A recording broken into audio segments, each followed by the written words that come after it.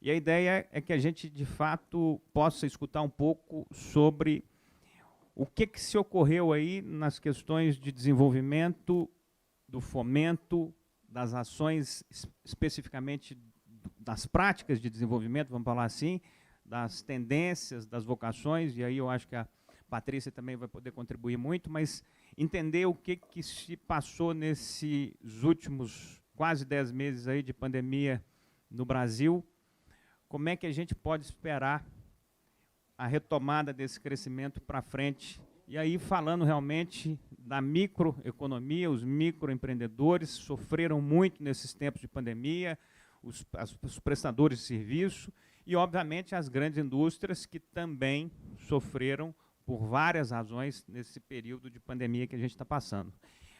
Enquanto a Patrícia chega, meu caro Sérgio, eu queria então que você começasse fazendo essa abordagem, contando um pouco sobre como que foi a reação do banco nesses últimos meses. A gente já falou algumas vezes sobre isso. E como é que vocês estão enxergando o cenário daqui para frente? Como é que vocês estão enxergando 2021, que já está aí há pouco mais de um mês para poder começar? Obrigado, Gustavo, e obrigado pelo convite. É um prazer estar aqui com vocês, com Paulo César, com toda a equipe do Conexão Empresarial, sempre eventos de altíssimo calibre, como é o caso do evento de hoje aqui. De fato, a gente tem um ano de 2020 extremamente atípico, né? Uma crise provocada pela pandemia, portanto, um choque exógeno, né? À economia, mas que acaba, enfim, o tema de saúde acaba provocando aí essa situação bastante difícil, né? Uma crise que permeia praticamente todos os setores aí da economia aqui, da maioria dos países do mundo, né? Eu acho que é importante aí colocar que, de fato, a partir do terceiro trimestre desse ano, a gente começou a notar uma recuperação da economia, né? Em alguns setores, inclusive, em patamar superior àquilo que havia se previsto por alguns economistas, mas a batalha não está ganha, tá? Nós vemos setores, sobretudo aqueles mais intensivos nas interações humanas, ainda em situação muito desafiadora. Vemos um cenário de aumento das desigualdades, não só em Minas Gerais, no Brasil, mas no mundo, né? Isso é fruto do já de grandes estudos, inclusive do Fundo Monetário Internacional, da economista-chefe do Fundo Monetário Internacional. Eu acho que é sempre relevante fazer essa referência. Aqui em Minas Gerais, o trabalho do economista-chefe do banco, da nossa equipe de planejamento de economia e também de outros institutos, como a Fundação João Pinheiro, trazem o dado de que Minas Gerais terá uma queda de PIB de aproximadamente 3,9% esse ano, e que deve ser até um pouco menor essa queda do que a queda brasileira, que a estimativa é de uma queda de 4,2%. A gente vê uma retomada para o ano que vem com um crescimento acima de 3%, mas, no fundo, é uma retomada para uma situação de base de onde partimos, né? Já que passamos aí já por uma crise bastante alongada, já víamos num processo difícil desde 2015, né? Com uma pequena recuperação e agora com a pandemia aí, uma crise que se aprofundou, mas temos algumas boas notícias, né?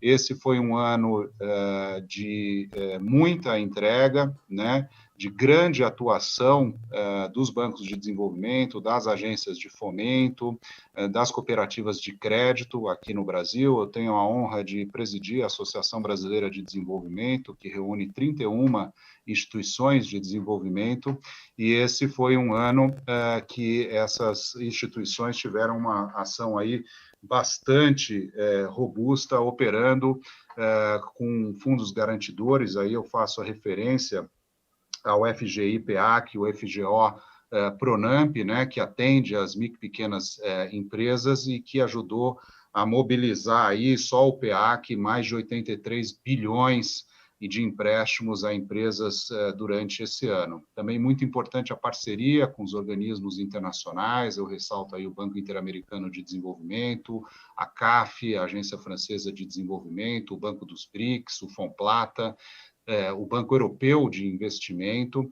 Então, foi um ano aí de, vamos dizer, de retomada da relevância desses atores, bancos públicos que mobilizam também recursos privados, trabalham aí em parceria com recursos privados, inclusive nós trabalhamos em alta escala com captações privadas. Então, um ano bastante atípico, agora um ano de desembolso histórico para o BDMG. Nós ultrapassamos o patamar de 2 bilhões e 600 milhões de reais e desse desembolso praticamente 900 milhões com micro e pequenas empresas, tá? Então, nós mais do que quadruplicamos a nossa atuação com micro e pequenas empresas, são o setor mais vulnerável, o setor que mais emprega, e uma atuação em bases sustentáveis, tá, Gustavo? Uma atuação em que a carteira nova constituída, mais de 56% alinhada aos objetivos do desenvolvimento sustentável. Então, uma atuação emergencial, anticíclica e bastante sustentável para a gente ter um relançamento da economia em bases mais modernas, em bases sustentáveis e mobilizando recursos privados aliados aos recursos públicos.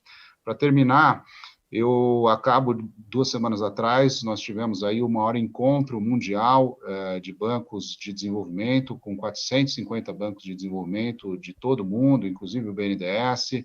Eu participei, o presidente do BNDES esteve lá também, apresentando, inclusive no nosso caso, a nossa plataforma de crédito digital, que permitiu que atendêssemos empresas, micro e pequenas empresas, em 91% dos municípios mineiros, chegando na ponta, com muita rapidez, sem praticamente muita atuação reduzida humana, realmente é uma plataforma toda ela digital, que fez grande sucesso nesse evento de Paris, onde também foram discutidas as bases para o relançamento da economia para o ano de 2021.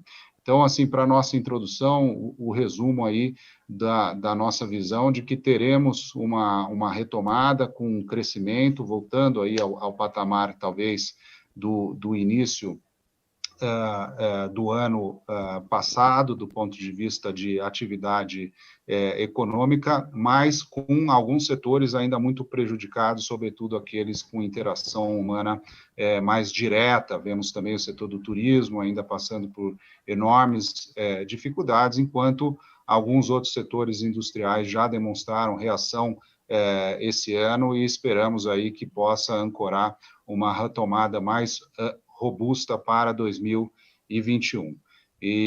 Então, estou aqui à disposição para a gente continuar esse bate-papo e aprofundar nos temas. Sérgio, em relação a 2020, eu queria que você fizesse uma rápida consideração em relação a 2019, 2020 e o que se espera em 2020. O que o banco atuou, qual o volume de recursos que o banco atuou em 2019, qual foi a realidade de 2020 e como é que você enxerga essa futura realidade de 2021? Maravilha. Bom, em 2019 eu tomei posse aqui no comecinho de abril, depois de passar pelo processo seletivo e a convite do governador Romeu Zema. Então, foi um ano de arrumação de casa, de definição de nova estratégia de 5 anos, para o BDMG, aprovação no Conselho de Administração, mudança de algumas lideranças aqui na casa e de trazer toda uma equipe técnica com muita experiência em bancos de desenvolvimento, em bancos também comerciais, instituições financeiras de desenvolvimento para atuar conosco. Nós tivemos um ano que superou 2018, do ponto de vista de desembolso, com 1.308 bilhões num desembolso total, e tivemos também uma atuação, até aquele momento, a maior atuação com micro e pequenas empresas, com um desembolso por volta de 180 milhões para micro e pequenas empresas naquele ano. Foi um ano também de 19 importante, porque nós fizemos a maior captação da história do BDMG com o Banco Europeu de Investimento, o Banco de Desenvolvimento da União Europeia, né, de todos os 28 países da União Europeia, da ordem de 100 milhões de euros, portanto, mais de 600 milhões de reais para uma linha de financiamento climático, ou seja, para financiamento relacionado ao desenvolvimento sustentável, boa parte desses recursos alocados aí para financiar energias renováveis, sobretudo aqui projetos de geração distribuída no norte de Minas Gerais. Nós temos feito vários projetos, tratamento de resíduos,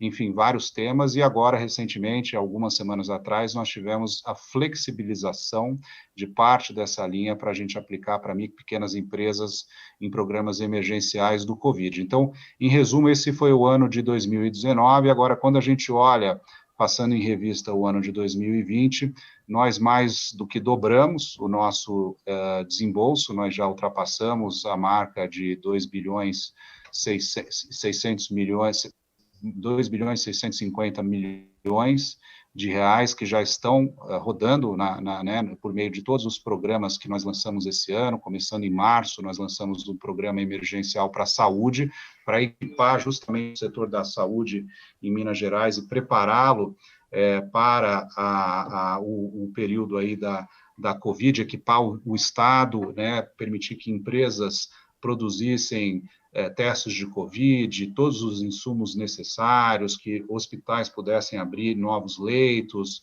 kits de diagnóstico, kits de tratamento, equipamentos médicos para o tratamento que são produzidos aqui em Minas Gerais. Nós desembolsamos quase 200 milhões de reais já com essa linha, e hoje, inclusive, estamos entrando com uma campanha em várias televisões, hoje e nas próximas semanas, diversas em TV aberta, TV fechada, em que os nossos clientes, são clientes de verdade, que estão relatando o apoio que o BDMG tem dado durante todo esse ano. Então, começamos em março, em abril, em março ainda atuamos na saúde, em micro, pequenas, médias e grandes empresas. Ainda em março lançamos um programa emergencial para o setor do turismo e da economia criativa, que é muito importante, como vocês sabem, aqui em Minas Gerais, com as cidades históricas, com os parques estaduais, com os grandes atrativos, restaurantes, bares aqui em Belo Horizonte. Então, pudemos dar uma atuação bem importante. Em abril, lançamos o primeiro programa multissetorial para micro e pequenas empresas de todos os setores, foi lançado pelo governador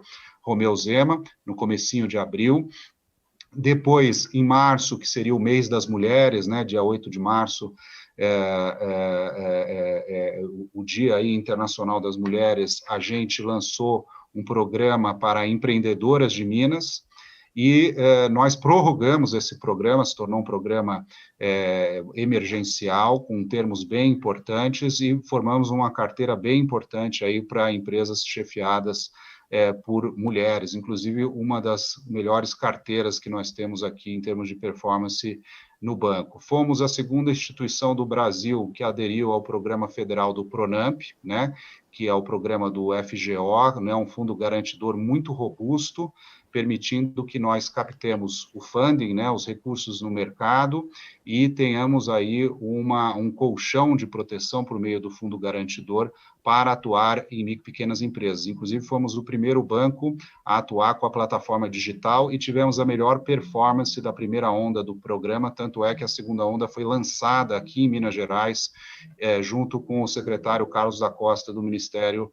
da Economia. Então, de lá para cá, nós já desembolsamos mais de 870 milhões de reais para esse segmento, né? Já estamos indo para a terceira onda do Pronamp, entramos também no PEAC, e com essa plataforma digital nós conseguimos atender na ponta, quer dizer, uma pessoa que esteja necessitando do recurso pode entrar por meio do tablet, do celular, do computador, no bdmg.mg.gov.br, e ter acesso a esses recursos, né? Lembrando que Minas Gerais tem 853 municípios, e mais de 80% deles têm menos de 30 mil habitantes. Então, cidades muito pequenas que nós conseguimos chegar na ponta aí como especialistas de Minas Gerais, que é o nosso DNA, é o mandato do Banco de Desenvolvimento, e como eu relatei, eu acho que bem interessante que nós pudemos atuar aí também dentro de uma lógica sustentável, alinhada à nossa carteira, aos Objetivos do Desenvolvimento Sustentável, mais de 56%. Nós lançamos esse ano, Gustavo, um framework, é o primeiro banco brasileiro de desenvolvimento que publica um framework de alinhamento com os ODS, e estamos prestes a fazer uma emissão de títulos sustentáveis, tá? Vamos fazer uma captação no mercado privado, vamos chegar a obter aí recursos de fundos institucionais, fundos de pensão, para poder mobilizar esses recursos para financiar projetos de desenvolvimento sustentável aqui em Minas Gerais. Então, um ano assim de muitos desafios, mas de muita criatividade, de muita atividade dos funcionários aqui do BDMG, entregando valor na ponta, né, de maneira bastante robusta, né, já com esses números aí que eu coloquei aí de mais de 2,6 bilhões de reais que já estão aí na mão dos empreendedores de Minas Gerais no momento mais difícil. Nós atuamos também nos estados limítrofes, inclusive para a secretária que chegou agora aqui dando o boa noite, temos uma carteira de 500 milhões de reais em São Paulo, né, na lógica de cadeia de valor entre Minas Gerais e São Paulo, nos outros estados limítrofes também, no Espírito Santo, Rio de Janeiro, na Bahia, Goiás, Mato Grosso do Sul. Atuamos em parceria com os nossos companheiros de outras instituições de desenvolvimento. Hoje mesmo eu tive com o Nelson, que preside a Desenvolve São Paulo, a Agência de Fomento de São Paulo, com o Heraldo, que é o presidente da Agência de Fomento do Paraná. Então, existe aí uma troca muito forte, né? A fronteira, o empreendedorismo, o empreendedor, ele não fica circunscrito à fronteira, né? Os seus projetos aí, eles entram numa lógica de valor aí nacional ou regional, e a gente dá o apoio, sem dúvida nenhuma, para aqueles que têm a vontade, o desejo de empreender. Sérgio, só para arredondar aí com a sua fala, você então disse que em 2020, o BDMG já colocou no mercado cerca de 2 bilhões e 600 milhões de reais que ajudaram aí uma série de cadeias produtivas de Minas Gerais, correto? Correto, Gustavo. O BDMG, ainda antes de terminar, né, nós estamos aí no finalzinho do mês de novembro, nós já ultrapassamos o desembolso histórico em 58 anos de atividade do banco. Nós, antes de terminar o ano, já ultrapassamos o valor histórico de desembolso na história aqui da nossa instituição. E boa parte desse desembolso, né, mais de um terço, nas mãos dos micro e pequenos empresários, né, que são os maiores empregadores aqui de Minas Gerais, e também a parte da cadeia produtiva mais vulnerável. Mas também atendemos muitos médios empresários, em grande volume, e também grandes empresas, de todos os segmentos, agronegócio, indústria, serviços, né, segmentos também, como eu contei, da saúde, muito importante, e com a linha que muito nos orgulha das empreendedoras de Minas. Está claríssimo. Eu fiz essa pergunta final até para a Patrícia escutar também sobre essa questão desse fomento que foi feito em Minas Gerais nesse período de pandemia, nesse período de 2020. E a Patrícia, ela então secretária de Desenvolvimento, Ciência e Tecnologia do Estado de São Paulo, tem aí uma trajetória extremamente admirada no seu curto espaço de atividade profissional, até porque ela é bem nova, mas já tem uma caminhada muito reconhecida. Cara secretária, primeiro eu gostaria de dar boas-vindas para você no nosso Economia Agora. Eu gostaria que a senhora que você começasse essa nossa conversa falando um pouco sobre o que São Paulo está fazendo para poder realmente retomar as atividades do desenvolvimento econômico, as atividades do setor produtivo, sabendo de tudo que a gente tem passado aí nesses últimos meses de pandemia. Então, seja muito bem-vinda, e aí eu gostaria que a senhora, então, fizesse a introdução falando um pouco sobre como São Paulo está reagindo e como São Paulo espera um 2021 diferente.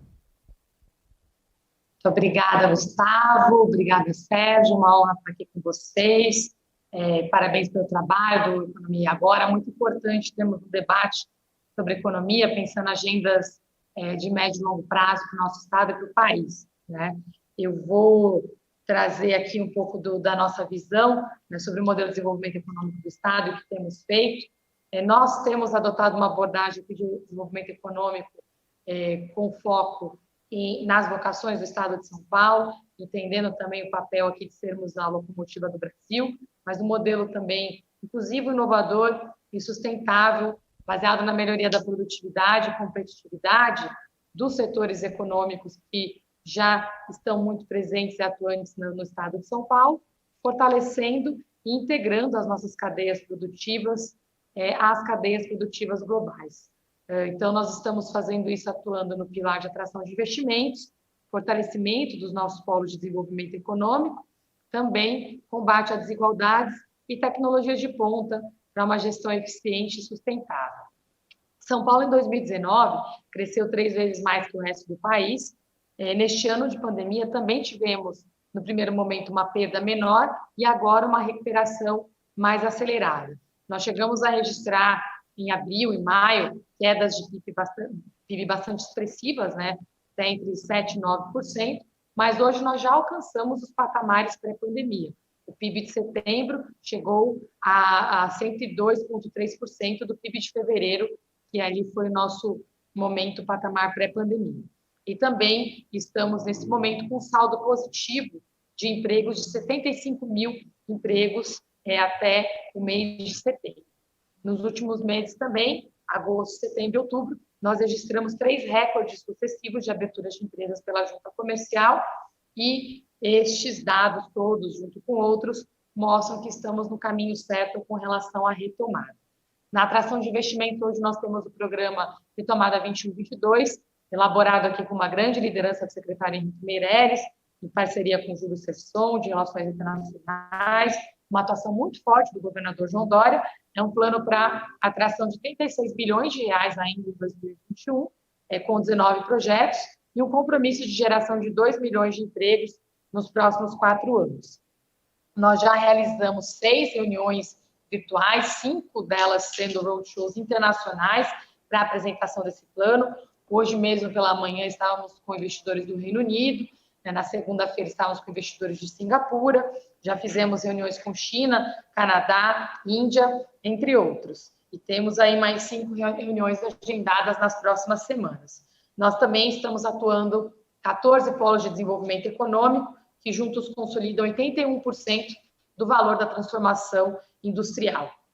Somente nos últimos 18 meses, nós tivemos um valor concentrado de 31 bilhões de reais de investimentos privados nesses polos de desenvolvimento para fortalecimento da cadeia produtiva e realizamos, durante a pandemia, em especial nos últimos 2 meses, mais de 30 reuniões com setores envolvendo 300 empresas desses 14 polos para mapeamento de gargalos e criação de um plano aqui de trabalho conjunto para que tenhamos aí uma retomada mais acelerada.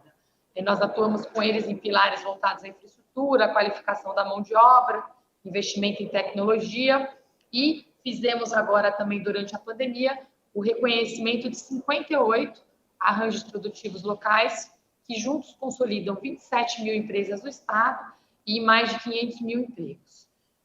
Na perspectiva de combate às desigualdades, eu gostaria de ressaltar um ponto muito importante, porque nós não temos dúvida que vamos ter uma retomada acelerada de PIB, no setor industrial, de serviços e comércio muito ativos. Mas nós precisamos apoiar quem mais precisa. Então, nesse momento de pandemia, nós criamos um modelo de microcrédito com aporte recorde no Banco do Povo, na Desenvolve São Paulo, que é o nosso banco de desenvolvimento. O Sérgio, imagino que tem trabalhado bastante em parceria também aqui com o Nelson Souza.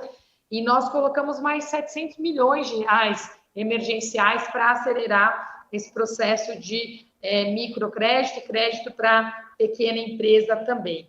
Nesse processo, nós tivemos aqui um apoio acelerado para uma série de microempreendedores E também tivemos, somente no Banco do Povo, um aporte de 220 milhões de reais. Mais de 15 mil empreendedores foram contemplados nesse exemplo específico, e nós estamos atuando com eles no modelo de microcrédito produtivo.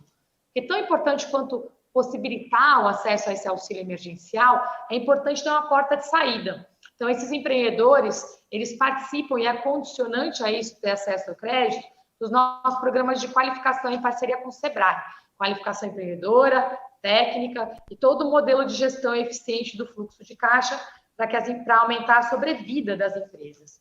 Além disso, nós lançamos agora, mais recentemente, um modelo de mutirão do emprego online, em parceria com as centrais sindicais, e tivemos o primeiro online e o recorde de vagas no mutirão do emprego, somente nesse mutirão 12 mil vagas. Disponibilizamos esse LinkedIn aí do Estado, né, que é Meu Emprego Vaga Certa, uma plataforma aberta, e nela também consolidamos o modelo de qualificação profissional. Estamos, nesse momento, com 300 mil trabalhadores cadastrados, e desses, 70% indicaram a necessidade de apoio em qualificação profissional. Então, nós disponibilizamos na sequência, que está no ar nesse momento, um mutirão de qualificação profissional, com mais de 240 mil vagas de qualificação profissional, através do Centro Paula Souza, que é a nossa maior instituição de ensino técnico profissionalizante da América Latina, está vinculada à PASA, Secretaria de Desenvolvimento Econômico, também através do SEBRAE e da Univesp, que é a nossa universidade virtual. E aí tem uma série de cursos, gestão administrativa, na área de tecnologia, inglês, espanhol, nós fizemos um mapa aqui com as empresas também. Além disso, lançamos aqui a expansão do ensino técnico integrado ao ensino médio e programas voltados à tecnologia. O SPTEC é um programa voltado à formação técnica na área da tecnologia, que é um setor que está empregando e tem crescido muito, inclusive durante a pandemia. Para finalizar nessa área, nós lançamos ontem, concretamente, a primeira etapa do CIT, que é o nosso Centro Internacional de Tecnologia e Inovação, nosso Vale do Silício brasileiro. A primeira etapa é o IPT, o Instituto de Pesquisas Tecnológicas, onde nós integramos investimento em pesquisa aplicada da academia, da FAPESP, das universidades, com o setor privado. E nós tivemos ontem, especialmente, 4 empresas que anunciaram que estão se movendo fisicamente para o IPT. Temos mais 21 no pipeline na fase final e vamos seguir firmes nessa jornada de implementar o CIT em 4 etapas, né? A CEAGESP sendo a última, além de trabalhar nos nossos 23 parques tecnológicos que estão espalhados no estado hoje e 13 incubadoras de empresas de base tecnológica, 43 institutos de pesquisa.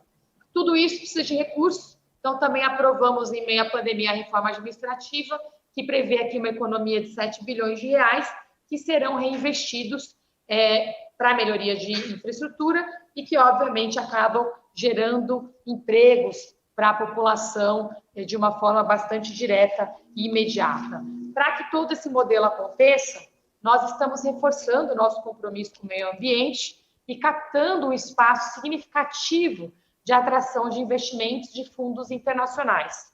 Nessas 5 reuniões internacionais que realizamos, foi unânime o questionamento com relação ao compromisso de São Paulo com o meio ambiente, e o fato de termos exemplos concretos desse trabalho tem contribuído muito para que tenhamos confirmações bastante significativas de investimentos.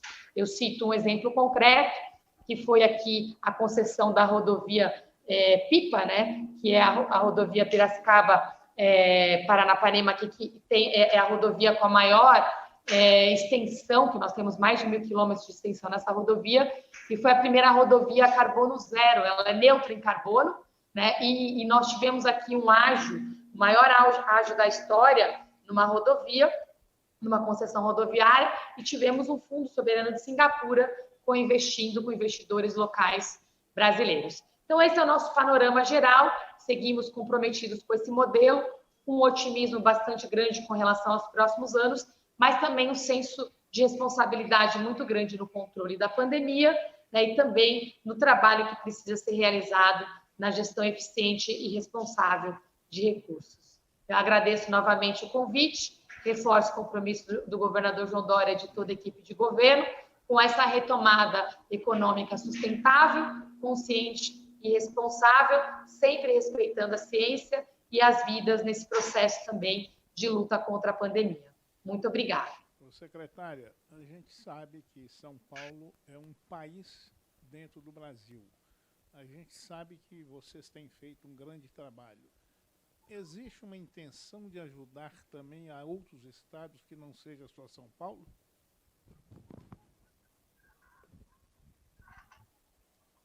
Não entendeu, não? É uma ótima pergunta e a resposta é sim. Nós temos aqui, o próprio governador, quando iniciou a gestão, foi quem sugeriu que a gente tivesse o COSUD, né, que juntou aqui os estados do Sul e Sudeste para que a gente atuasse de uma forma mais integrada. Além disso, tanto ali com o modelo da Desenvolve São Paulo, que a gente está em contato direto com os bancos de desenvolvimento, a Univesp, que eu dei como exemplo, a gente está atuando em parceria, tem, por exemplo, estados do Nordeste, do Norte, fazendo demandas para que a gente preste serviços para eles nesse modelo. A Sabesp também tem feito um trabalho parecido. O trabalho da Invest São Paulo. Não existe um modelo. A gente tem um senso de responsabilidade muito grande do papel de São Paulo para o restante do país. Nós não estamos isolados do Brasil, muito pelo contrário. O próprio exemplo que eu dei do CIT, né, que é esse Centro Internacional de Tecnologia e Inovação, nós já iniciamos o trabalho com uma parceria direta com universidades federais, centros de pesquisa do Nordeste, do Sul. Nós temos a consciência que nós só vamos ter escala global se trabalharmos de uma forma integrada com todos os estados do Brasil. E um outro exemplo concreto é o próprio exemplo da vacina. Nós estamos fazendo pesquisa juntos, né, das vacinas com outros estados e também trabalhando em conjunto para viabilizar compra, produção. Então, muita coisa, eu posso dar vários exemplos, eu dei 4 aqui, mas o nosso dia a dia é muito conectado, muito integrado com os outros estados do Brasil, como devemos ser, porque senão não seremos competitivos, não teremos escala global e não estaremos fazendo o nosso papel de responsabilidade, que se somos a locomotiva de desenvolvimento econômico, precisamos trabalhar todos juntos de uma forma integrada. Secretária, em relação a São Paulo, a esse momento que a gente atravessa, a pergunta que eu lhe faço inclui 2 perguntas aqui sobre o que você falou. A primeira questão é sobre o modelo. Na verdade, a primeira questão, são 2 coisas que eu queria saber. Um, sobre o investimento, a captação que você falou de 36 bilhões até 2021. Essa captação é só de recursos externos e para quais setores eles se direcionariam? Então, essa é uma pergunta. E a outra é em relação ao que mais sofreu em São Paulo. Quais foram os setores que realmente mais se machucaram nesse momento de pandemia e como que o governo, a partir de estratégias de fomento, enxerga colaborar com esse avanço para 2021, com essa retomada para 2021. Eu sei que a senhora falou aí que não foi um momento tão duro, que já começa a ter a retomada, mas como que a gente pode enxergar isso em relação aos investimentos, os 36 bi em 2021 e esse machucado que foi causado pela pandemia, quais foram os setores que mais sofreram e o que está sendo desenhado para se fazer a partir de 2021? Então, os 36 bilhões são para investimentos privados. Nós temos todo o pipeline de investimentos públicos. É óbvio que muitos deles são investimentos, são concessões, são privatizações também. Nesse modelo, mais da metade dos investimentos são na área de infraestrutura, mobilidade, transportes. Então, transportes, desde transportes rodoviários, ferroviários, também toda a parte dos 21 aeroportos regionais, que estão também nesse processo de atração de investimentos privados. Nós temos também uma parte dos investimentos na área de saúde, na área de educação, mas grande parte em infraestrutura, mobilidade e transportes.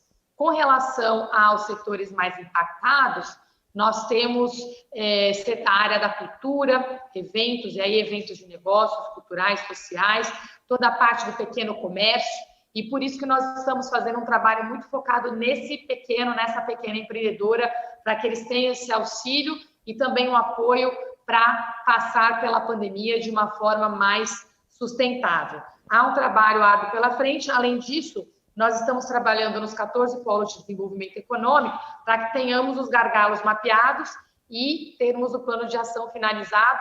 Já estava fechando hoje, na segunda semana de janeiro. A gente volta com esses setores que a gente vai finalizar as reuniões no decorrer do mês de dezembro, para termos todo o plano de ação priorizado com cada um dos 14 polos de desenvolvimento. Alguns setores foram mais impactados negativamente, como, por exemplo, o setor têxtil. Outros setores tiveram, inclusive, alguns benefícios durante a pandemia, como o setor de alimentos. Por um, no olhar microeconômico, não somente setorial, mas também regional, dado que regiões diferentes tiveram impactos heterogêneos da pandemia. Tá claro. Meu caro Sérgio, nós temos mais 7 minutinhos aí para finalizar esse nosso bloco. Eu queria que você só reforçasse o que a Patrícia falou, provocada pelo Paulo César, e que você também estava fazendo alguns comentários sobre essas possibilidades aí dos estados vizinhos, dos estados que fazem limite.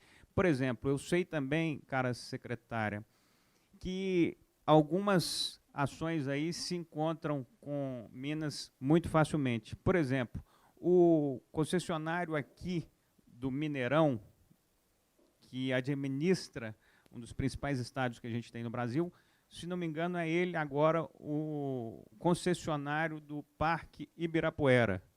Então, é uma empresa que está vinculada a São Paulo e a Minas e fazendo atividades nos dois locais. Como é que você, meu caro presidente, enxerga essas ações que podem beneficiar interesses comuns? Olha, eu enxergo, nós vivemos numa federação, um país muito grande, cheio de potencialidades. Como eu disse, o empreendedorismo ele vai além das fronteiras estaduais e, sobretudo, quando a gente pensa nas fronteiras entre São Paulo e Minas Gerais, né? Lembrando que eu sou paulista de nascimento, mas tenho coração e origem mineira, né? Então, assim, quando a gente pensa no Triângulo Mineiro, no sul de Minas, integração com a região de Ribeirão Preto, com a região de Mococa, quando a gente pensa ali em Guaxupé, onde está a Cochupé, a maior cooperativa de café do mundo, está ali a menos de 10 quilômetros da fronteira, né? Nós vemos aí, temos a dimensão de como essas duas, que são duas das maiores economias do Brasil, né? No caso de São Paulo, a primeira, Minas é a terceira, mas Minas é a mais diversificada, a segunda mais diversificada, né? Porque tem um grande parque industrial que o Rio de Janeiro não tem mais, né? Que seria o segundo PIB do Brasil, o segundo estado mais populoso. E na linha que a secretária bem colocou, nós aqui no BDMG e o secretário Fernando Marcato da Infraestrutura, que vai falar no evento hoje também, deve aprofundar um pouquinho mais, estamos, né, no BDMG, nós temos uma plataforma de estruturação de projetos, uma pequena fábrica de projetos em parceria com o Banco Interamericano de Desenvolvimento, que é uma plataforma muito parecida com a plataforma do BNDES e do BID, que estruturou justamente a concessão da Pipa, que foi muito bem sucedida, essa rodovia que cruza o estado de São Paulo. Nós recebemos, o BDMG, o mandato de estruturar a concessão, e será feita em bases sustentáveis também, do trecho chamado trecho Ouro Preto, são 300 quilômetros, que unem a Mariana, a Brumadinho, passando pela região metropolitana de Belo Horizonte. Então, uma rodovia aí, um trecho rodoviário onde passa a economia mineira, passa a população que vive nesse entorno e vem a Belo Horizonte, cruza, muito importante, e justamente a gente faz um trabalho que é a estruturação de projeto para atrair investidores e operadores de qualidade, como São Paulo já fez com bastante sucesso. Estamos também com o mandato de fazer desmobilização de alguns ativos non-core do Estado, né? Já temos esse mandato, já temos contratos assinados, o banco está envolvido nisso. Então, o Banco de Desenvolvimento de Minas Gerais, que é o maior banco de desenvolvimento estadual do Brasil, tá? Ele é um banco que faz captações em mercado local por meio de letras financeiras, é o terceiro maior operador do Funcafé. Nós desembolsamos mais de 400 milhões para o setor do café, lembrando que Minas Gerais é o maior produtor do Brasil, e se fosse um país, seria o segundo maior produtor do mundo, né? Então, é um banco múltiplo que provê crédito, estrutura projetos, temos 10 fundos de Venture Capital e temos um hub de fintechs aqui, em parceria com a LMM Ventures e com o Banco Santander. Então, é uma plataforma com vários ativos e que está sendo mobilizada para mobilizar não só recursos públicos, mas privados aqui para o desenvolvimento de Minas Gerais.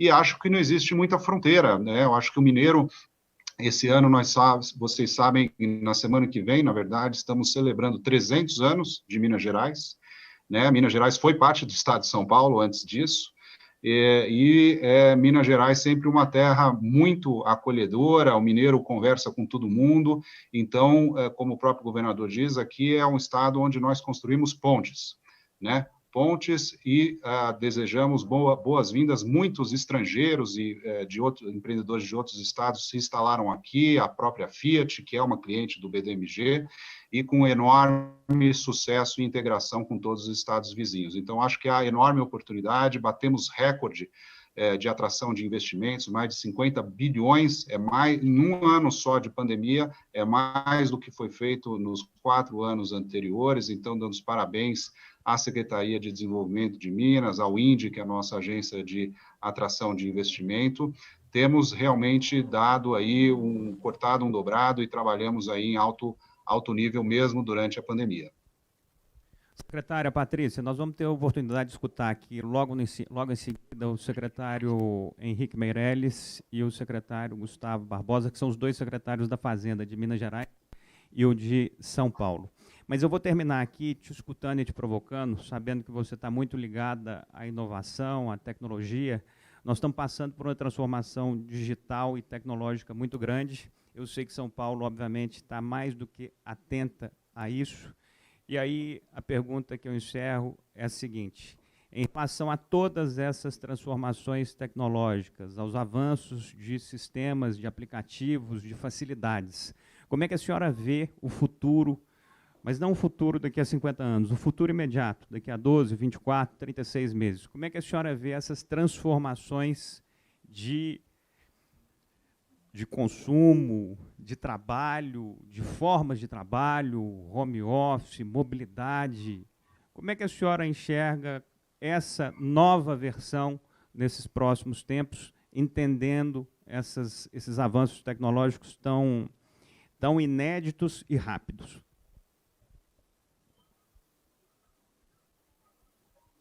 Eu acredito que esses avanços tecnológicos são uma grande oportunidade, mas que a gente precisa ficar atento e realmente ter muita disciplina para lidar com toda a incorporação tecnológica. No ano passado, mais ou menos nesse período, eu publiquei um livro sobre a revolução digital na saúde, já antecipando um pouco sobre as oportunidades que teríamos e falando do horizonte ali dos próximos 6 anos, como a adoção de novas tecnologias faria com que 70% das atividades realizadas hoje em diversos setores seriam substituídas ou modificadas de alguma forma. A pandemia acelerou esse processo de uma forma sem precedentes. Então, de um lado, temos uma grande oportunidade de redução de custos, melhoria de qualidade de serviços na área da saúde, da educação, da segurança pública, mas, ao mesmo tempo, temos um desafio que é de requalificar e preparar a população. Antes da pandemia, quando se tratava desse contexto do futuro do trabalho e a adoção de novas tecnologias, um conceito que era muito discutido era sobre o upskilling e o reskilling da população no mundo, né? Então, agora, eu costumo dizer que nós, aqui no Brasil e no mundo inteiro, com a pandemia, acabamos vivendo esses 6 anos em 6 meses. Então, temos esse desafio massivo aqui também de preparação, tanto das empresas quanto da população. Estamos no momento de aplicação da Lei Geral de Proteção de Dados, para citar um dos desafios. Estamos vivenciando a instabilidade da segurança cibernética, o impacto que isso tem no dia a dia dos negócios. As últimas semanas, o que tivemos de apagão de dados e de ataques de hackers é uma coisa também sem precedentes na magnitude que está acontecendo. Então, sou otimista, vejo como uma grande oportunidade, mas precisamos ter muita disciplina para capturá-la e lembrando desse olhar de inclusão e preparação da população. No estado de São Paulo, estamos investindo massivamente em cursos de formação técnica, em cursos de formação profissionalizante, para que tenhamos esse processo de disponibilização de profissionais também. O mundo tecnológico cresce, eu vim dessa área e vi também que muitas vezes a gente não encontrava os profissionais disponíveis para as demandas existentes. Então, temos esse processo agora, com o meu olhar de desenvolvimento econômico, ciência e tecnologia, mas também de trabalho em empreendedorismo, temos a responsabilidade aqui de garantir que cada vaga seja ocupada, de preferência no Brasil. Está claríssimo. Queria agradecer novamente aqui ao Sérgio Guzmão, presidente do BDMG, Banco de Desenvolvimento de Minas Gerais, a Patrícia Ellen, secretária de Desenvolvimento, Inovação, de Ciência e Inovação de São Paulo. Todos os dois têm feito trabalhos extremamente reconhecidos nas suas funções. Agradeço aqui por compartilharem um pouco do conhecimento no Economia e Agora e desejo muito sucesso nesse 2021, que ainda está nebuloso, ainda tem algumas coisas para se moverem aí. Tomara que as vacinas, de maneira geral, cheguem o mais breve possível para que a gente tenha pelo menos a expectativa de uma nova normalidade, de um novo momento aí com mais convívio social, com mais tranquilidade em relação a essa questão sanitária especificamente. Prezada secretária, o nosso agradecimento. Prezado presidente Sérgio, o nosso agradecimento.